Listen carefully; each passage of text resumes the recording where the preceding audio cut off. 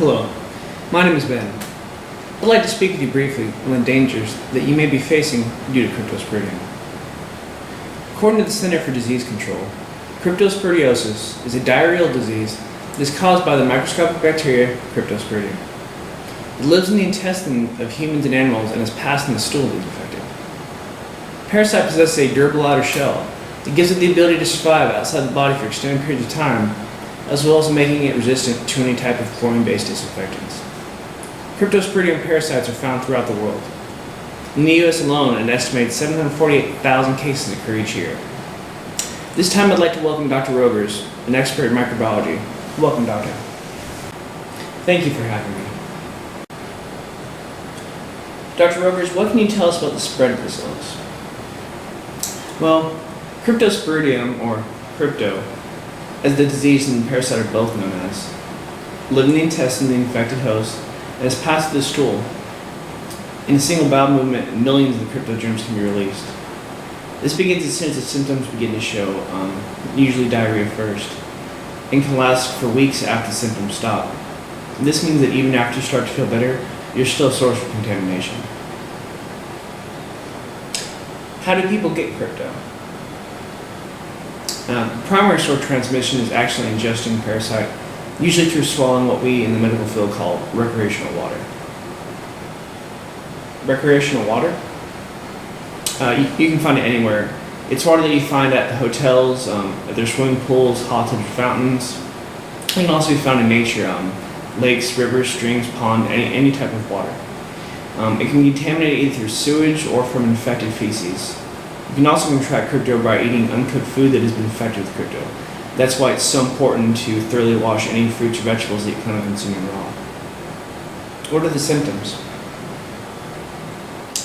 Symptoms can include stomach cramps or pain, dehydration, nausea, vomiting, fever, diarrhea, and weight loss. Last one's not always a bad thing, if you know what I mean. And how long do these symptoms usually last?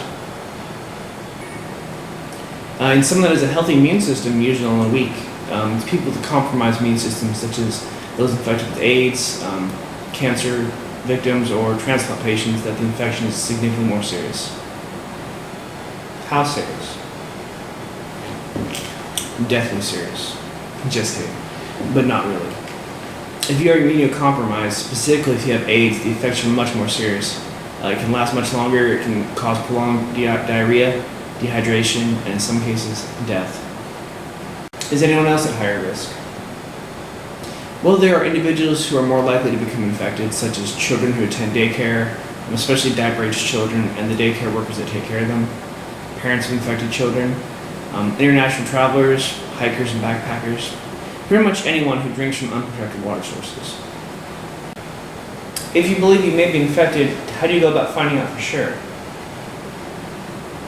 Well, the standard diagnosis is done by examining stool samples, usually several samples submitted over a period of a few days.